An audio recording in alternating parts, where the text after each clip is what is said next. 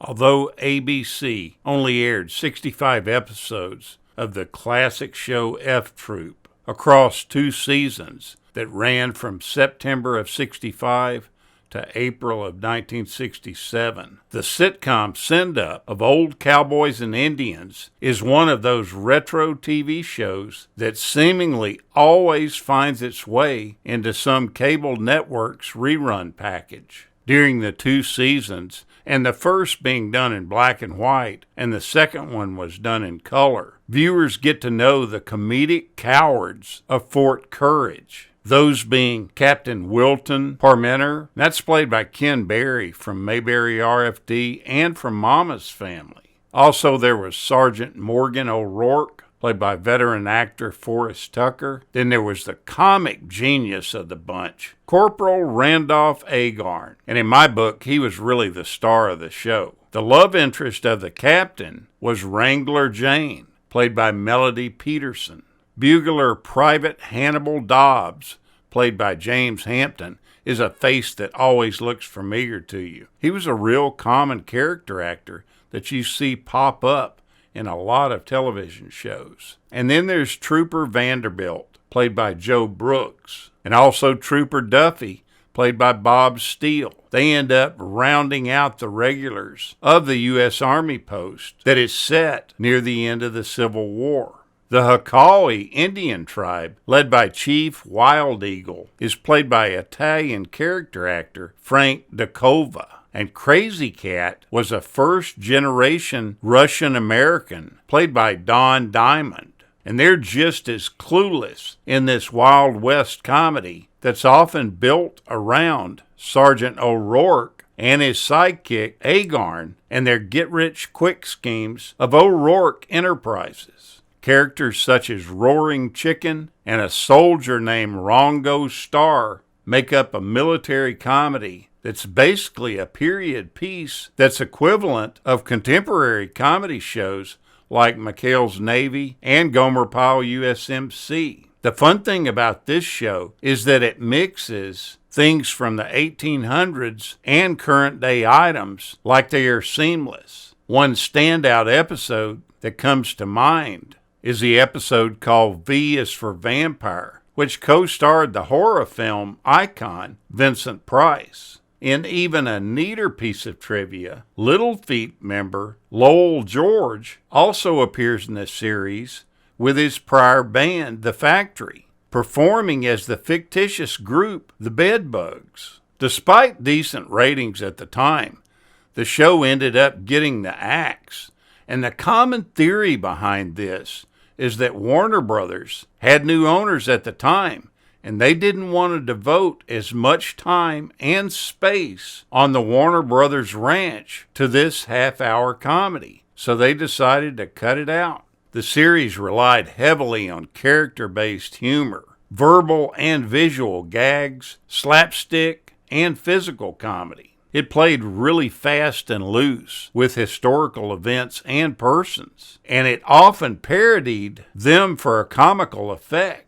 There were some indirect references made to the culture of the 1960s, such as the Play Brave Club, which was a parody on the then popular Playboy Club. And you see 2 different rock and roll bands show up in the series, as we just mentioned, the part of the Bedbugs. A whole bunch of the humor of the series, and really probably most of it, derives from the scheming of Sergeant O'Rourke and Corporal Agarn. They are forever trying to expand and conceal their shady business dealings, which are collectively referred to as O'Rourke Enterprises. Although O'Rourke and Agarn try to take full advantage of the captain's innocence, they are also very fond of him, and they're fiercely protective of him and won't let anybody attempt to harm him. Parmenter also struggles to exert his authority outside the ranks. He's very bashful, and he tries to escape the matrimonial plans of his girlfriend, shopkeeper Wrangler Jane, played by Melody Patterson. One of the running gags of the second season involved the dialogue between Sergeant O'Rourke and Agarn. In many of the episodes, A comment by Agarn sparks an idea in O'Rourke, who then says to Agarn, "I don't know why anyone says you're so dumb." And this was done to Agarn's apparent pleasure. Immediately the scene would end. Then near the beginning of the next scene, presumably after a significant time lag, Agarn indignantly asks, "Who says I'm dumb?"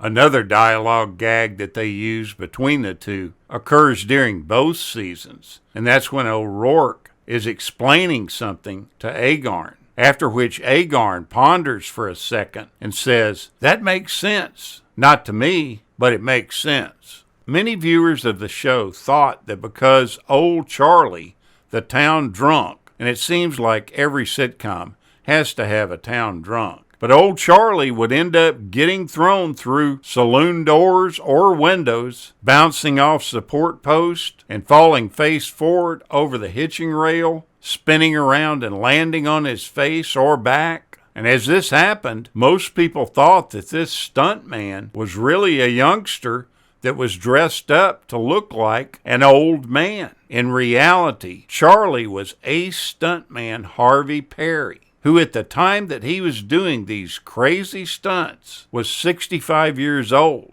And at that time, he had already been a stuntman for almost 45 years. His career ended up spanning the silent era of film all the way to the disaster movie genres of the 1970s. He initially started working for Mack Sennett in 1919 before doubling for Harold Lloyd in one of his early thrill pictures. He doubled for Humphrey Bogart, Peter Lorre, George Raft, and even Mary Pickford, as his 5'6" frame made him ideally suited to be a substitute for women. The name of the tribe to which Wild Eagle belonged to was the Hakawi. In one episode, it was explained that the name came about by two Indians falling off a cliff and one asking, "Where the heck are we?" The original name of the tribe was the Fagawi, and if you really think about that, you will understand why the network censors rejected that idea. Another one of the running gags in the show was when somebody was to be given directions. The directions would usually go, turn right when you see the rock shaped like a bear, turn left when you see the bear shaped like a rock. The names of the captain's family, played by Ken Berry, they all come from mythology. His first cousin was a major named Achilles. His second cousin was a lieutenant colonel named Hercules. His uncle was a colonel named Jupiter, and his father was a general named Thor. The hill that you see in the background during the opening credits, when the captain is getting his medal, would later become famous as Walton's Mountain in The Waltons of 1972. Both shows were shot on the Warner Brothers Ranch. Chief Wild Eagle and the Hakawis often refer to the captain as the Great White Pigeon.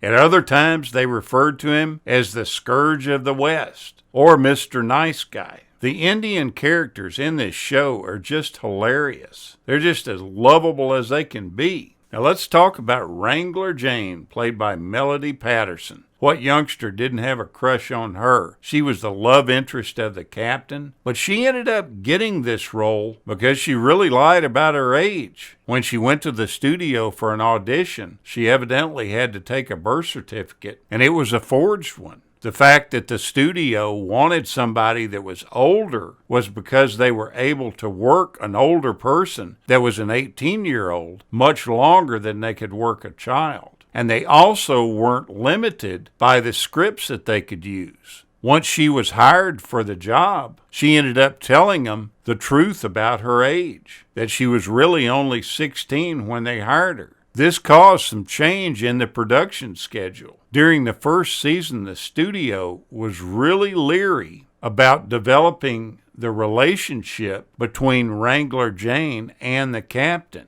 They didn't know how the audiences would take this if it came out that she was underage. As time went on, they seemed to forget about this because during the second season, it's obvious that they're an item. The other thing that kept her age covered up was the fact that she was so mature and she had such a professional attitude and presence on the set. Melody Patterson died in a nursing home in Hollister, Missouri in August of 2015 at the age of 66. It was her co-star, Larry Storch, who played Corporal Agarn, that announced her death on Facebook. Take a look back at this hilarious show. I always get a kick out of watching this series. Thank you so much for watching, and we'll continue to chase the classics.